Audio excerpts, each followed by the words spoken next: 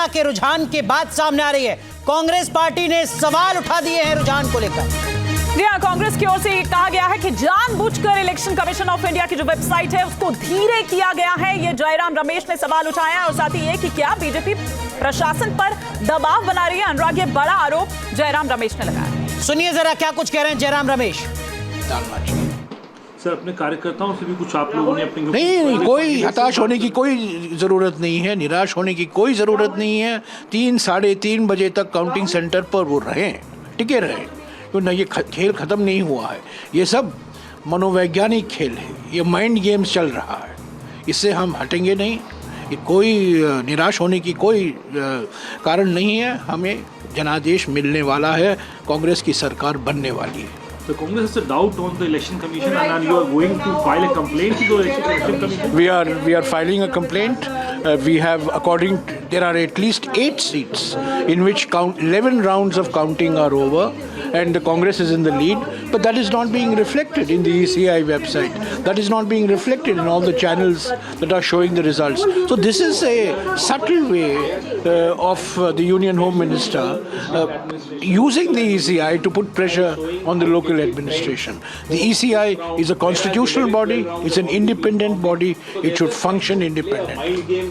These are mind games, psychological games. Our workers should stay, they should be in the counting centers till 3 o'clock, till 4 o'clock. The game is not over. The poll result. The game is not over. ये जयराम रमेश यहाँ पर कह रहे हैं और साथ ही साथ ये कि माइंड गेम खेलने की कोशिश हो रही है, जानबूझकर इस तरह से किया। मतलब ये अनुराग की दोषारोपण जो है वो अब शुरू हो गया है, बड़ा उलटफेर जैसे हरियाणा। बिल्कुल, तो इसी तरीके की बात पवन खेड़ा भी कह रहे हैं। क्या कुछ कह रहे हैं पवन खेड़ा, वो भी आप जरा सुनिए। देखिए, पहली बार होता हुआ दिख रहा है कि चैनल्स अपने रिपोर्टर्स के जो आंकड़े आते हैं काउंटिंग सेंटर से वो नहीं दिखा रहे, चुनाव आयोग के आंकड़ों पर निर्भर कर रहे हैं और चुनाव आयोग के आंकड़े चौथे या पाँचवें छठे राउंड के दिखा रहे हैं, जबकि हमारे कंट्रोल रूम से 11-11 राउंड के आंकड़े आ चुके हैं।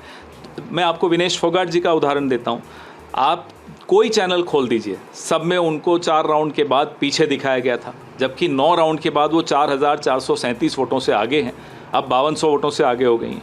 तो ये आंकड़ों में जो मिसमैच है, गैप है, ये क्यों है, ये हम बार बार चुनाव आयोग से अभी हमारे महासचिव जयराम रमेश जी ने ट्वीट करके भी पूछा है कि ये क्या दबाव डालने की कोशिश हो रही है स्थानीय प्रशासन पर। इसलिए हम फिर से चुनाव आयोग को कह रहे हैं, आगाह कर रहे हैं कि इसमें तुरंत एक्शन ले, तुरंत जितने राउंड्स हो चुके हैं अपडेट करें, जितने भी जो ट्रेंड्स हैं उनको अपडेट किया जाए। तो कांग्रेस पार्टी ने सवाल खड़े किए हैं चुनाव आयोग की वेबसाइट पर जिस तरीके से रुझान आ रहे हैं उसकी रफ्तार को लेकर। भारतीय जनता पार्टी को बहुमत मिल रहा है हरियाणा में। रुझानों में चुनाव आयोग के जो आंकड़े हैं उसके मुताबिक 49 सीटों पर भारतीय जनता पार्टी हरियाणा में आगे चल रही है, हैट्रिक लगाती नजर आ रही है। हरियाणा में ऐसा पहली बार हो रहा है कि कोई पॉलिटिकल पार्टी लगातार तीसरी बार सत्ता में आती नजर आ रही है। हमारे साथ योगेंद्र यादव जी जुड़ चुके हैं, आप संयोजक हैं भारत जोड़ो अभियान के। सर, एक बार फिर आपका बहुत बहुत स्वागत है योगेंद्र सर। इस वक्त की जो टैली है, क्या आपको लगता है कि अब भी किसी तरीके की बदलाव की संभावना है? और जो कांग्रेस पार्टी की तरफ से जयराम रमेश और पवन खेड़ा ने सवाल खड़ा किया है वेबसाइट की रफ्तार को लेकर, क्या आपको उसमें कुछ दम नजर आता है?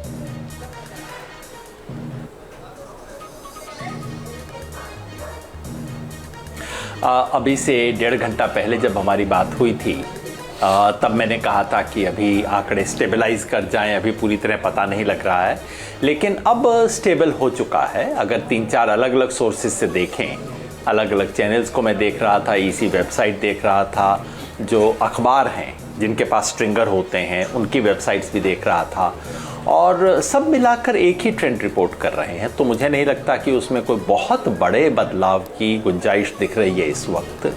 ये ज़रूर है कि बीजेपी का मार्जिन थोड़ा कम है, जिन सीटों पे बीजेपी आगे है और जिन सीटों पे कांग्रेस आगे है उनका मार्जिन थोड़ा सा ज़्यादा है, लेकिन ये स्वाभाविक हो सकता है, इसमें कोई बहुत हैरानी की बात नहीं लगती है।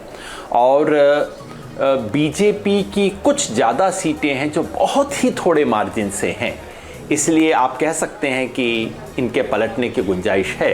लेकिन दूसरी तरफ कांग्रेस की भी 4-5 सीटें ऐसी हैं जो बहुत थोड़े मार्जिन से हैं।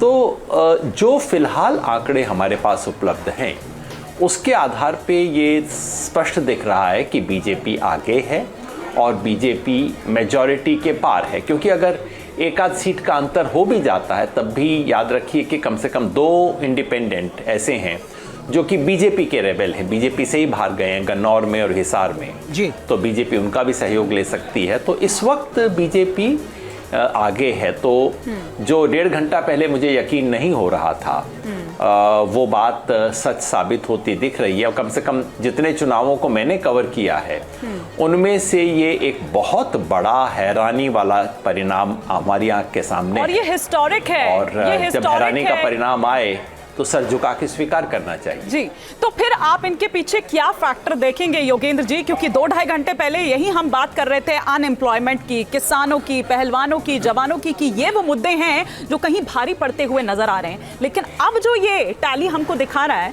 इस पर हम क्या कहेंगे? क्योंकि बहुत ज्यादा तो आप भी मान रहे हैं कि इसमें कुछ रद्दोबदल ऐसा नहीं हो पाएगा।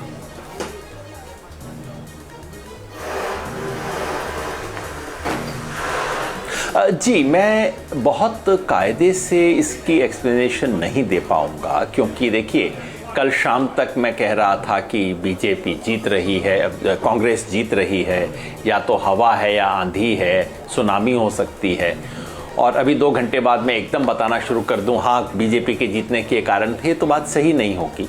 जो मुझे नज़र आता है वो ये है कि जो 2019 के लोकसभा चुनाव में बीजेपी ने बहुत शानदार हासिल की थी जीत, 30% आगे थी लोकसभा के चुनाव में, उसे 5 साल के अंदर कांग्रेस ने पाट लिया था। लोकसभा का चुनाव 2024 आते आते दोनों पार्टियां वोट और सीट के अंदर बराबर आ गई थी। मुझ जैसे लोग सोच रहे थे कि लोकसभा चुनाव के बाद बीजेपी और गिरावट होगी, जो कि सामान्यतः हुआ करता है, क्योंकि लोकसभा चुनाव के बाद विधानसभा में बीजेपी अमूमन गिरती है। और जब ज़मीन पे हमने घूमा हमने यही पाया कि ये सेंस था ज़मीन पे, ये भी सब लोगों को था कि भाई इस बार तो कांग्रेस की सरकार आएगी ही आएगी। लेकिन ऐसा लगता है कि ये चुनाव कहीं ज़्यादा नज़दीक था। लोकसभा चुनाव के बाद बीजेपी ने कांग्रेस की तुलना में ज़्यादा नहीं खोया, चुनाव की नज़दीकी बनी रही। और चुनाव के नज़दीक बीजेपी ने जो 2-4 चीज़ें की, जो मेरे जैसे लोग सोच रहे थे कि आखिरी मिनट पे किया है, इससे कोई फ़र्क नहीं पड़ेगा, उनसे बीजेपी को फ़ायदा हुआ है। ठीक है। तो मैं फ़िलहाल 3-4 चीज़ समझ सकता हूँ।